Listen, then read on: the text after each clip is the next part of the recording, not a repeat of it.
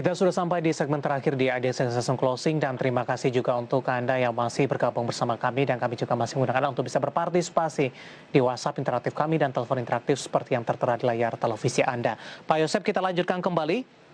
Oke. Ya, kita akan coba sapa Bapak Anggiat di Bapak Yudi ini ternyata di Bekasi untuk Ira. Ira sudah ambil posisi di 2496. Sebelum kita bahas Ira, Pak Yosep, hari ini Iya. di perdagangan sesi kedua saham-saham farmasi tampaknya kembali mengalami penguatan yang cukup signifikan. Ada KF, Iya. kemudian juga ada INAF. Dari informasi yang berhasil dirangkum oleh tim redaksi kami, tampaknya pengumuman dari BP POM merestui vaksin COVID-19 produksi Bio Farma tampaknya memberikan angin segar ini dan diikuti juga oleh farmasi yang lainnya yang kadang tidak ada kaitannya dengan KF dan INAF dan ini juga mengalami penguatan yang signifikan. Pertanyaannya adalah ketika kalau kita flashback beberapa waktu yang lalu farmasi sempat mengalami penguatan yang cukup signifikan, tiba-tiba mengalami koreksi yang cukup dalam, banyak yang terjebak di level atas, Pak Yosep. Dengan memanfaatkan momentum sentimen sesaat saja, sebenarnya bagaimana strategi trading untuk saham-saham farmasi ini, termasuk IRA yang hari ini juga mengalami penguatan signifikan.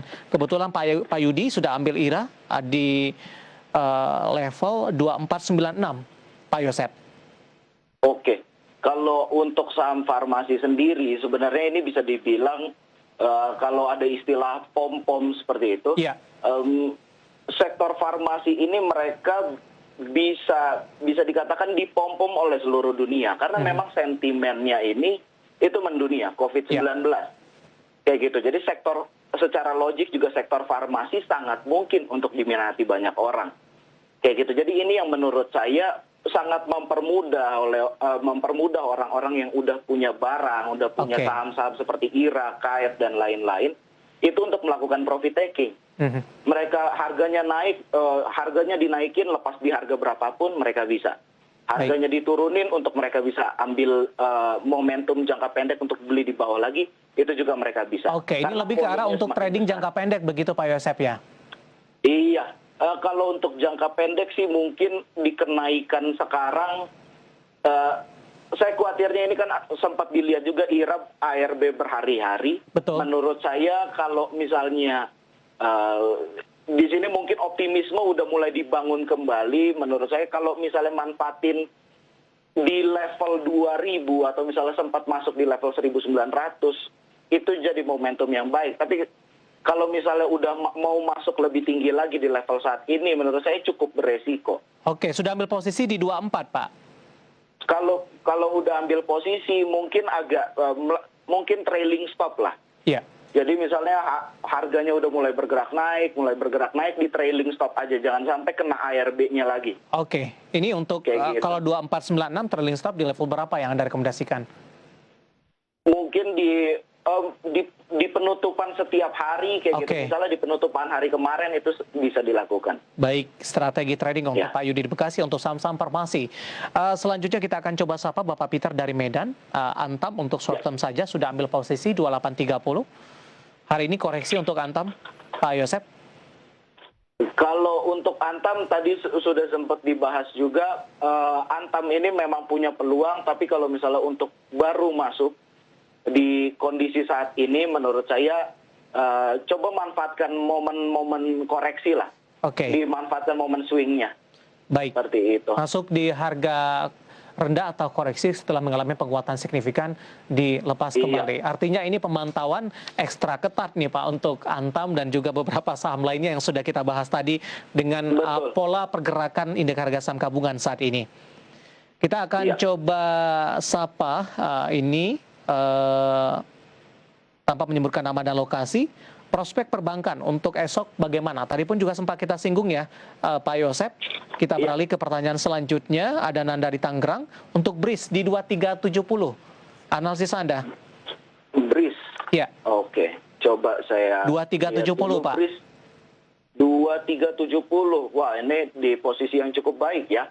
Kalau 2370 sih menurut saya belum ada alasan untuk melepas saham ini. Toh juga masih bergerak di tren bullish yang menurut saya ini masih akan panjang arahnya seperti itu. Jadi menurut saya hold sementara waktu akan baik, mungkin akan memberikan return yang cukup baik.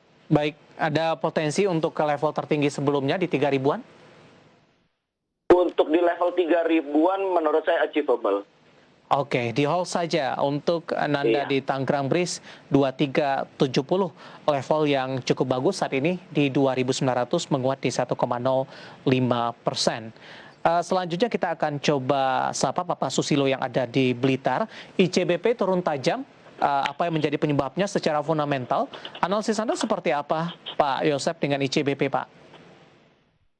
ICBP ini ya ini kan di sektor consumer ya. Iya. Sektor consumer ini tuh bisa dibilang minim sentimen lah sekarang. Mereka mau jualan juga susah, mereka mau naikin harganya supaya yang nggak mungkin peminatnya sedikit seperti itu. Jadi ICBP menurut saya ini permasalahannya itu di sektoralnya, Oke. di sektor consumernya sendiri. Daya beli Bukan yang masih di belum ICBP-nya meningkat terfokus. begitu.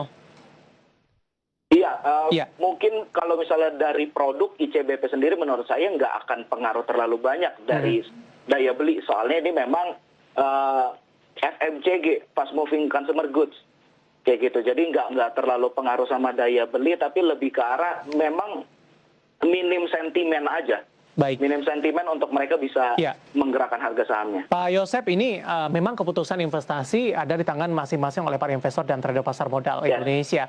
Apa yang Anda rekomendasikan ketika ICBP tidak bergerak kemana-mana, sementara beberapa saham lainnya swing tradingnya bisa dimanfaatkan dengan cukup baik? Apakah Anda rekomendasikan untuk keluar dari ICBP terlebih dahulu, masuk kepada saham-saham menarik lainnya, atau mungkin kalau punya dana, ICBP tetap, kemudian juga berupaya untuk masuk kepada saham-saham lainnya dengan memanfaatkan swing trading yang Anda sebutkan tadi?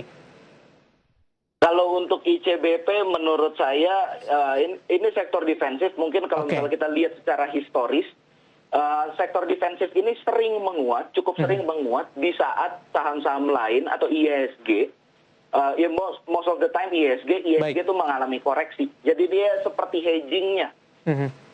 Ini seperti hedgingnya untuk IISG cukup sering terjadi. Jadi menurut saya untuk permasalahan diversifikasi, membeli saham ICBP atau Unilever atau Indofood yang memang berada di sektor consumer, ini cukup baik untuk kita melakukan diversifikasi di portofolio kita. Oke, baik. Seperti itu. Cuma dalam kondisi saat ini diperlukan kesabaran begitu dan menunggu momentum-momentum penguatan yang Anda katakan tadi. Baik, Iya. ada ICBP. Dan semoga bisa menjadi referensi untuk Anda, dan lagi-lagi keputusan investasi tetap pada tangan Anda para investor dan trader pasar modal Indonesia. Pembahasan ICBP tadi mengakhiri kebersamaan kita. Pak Yosep, waktu kita cukup terbatas. Terima kasih Anda sudah bergabung bersama kami. Sehat selalu Pak Yosep. Iya, terima kasih Pak. Ya, terima kasih Pak Yosep, dan sebenarnya masih banyak pertanyaan lainnya dan kami tidak bisa mengulas satu persatu karena waktu yang cukup terbatas. Kami mengucapkan mohon maaf, dan besok Anda bisa berpartisipasi kembali di waktu dan jam yang sama. Dan pemirsa, akhirnya saya Devi Sandoval dan seluruh kerabat kerja yang bertugas mengucapkan terima kasih untuk Anda, dan jangan lupa tetap saksikan IDX Closing setiap Senin sampai Jumat di waktu jam 3 sore sampai pukul 4 sore atau 15 sampai pukul 16. Akhirnya saya Devi Sandoval dan seluruh kerabat kerja yang bertugas mengucapkan terima kasih dan sampai berjumpa kembali.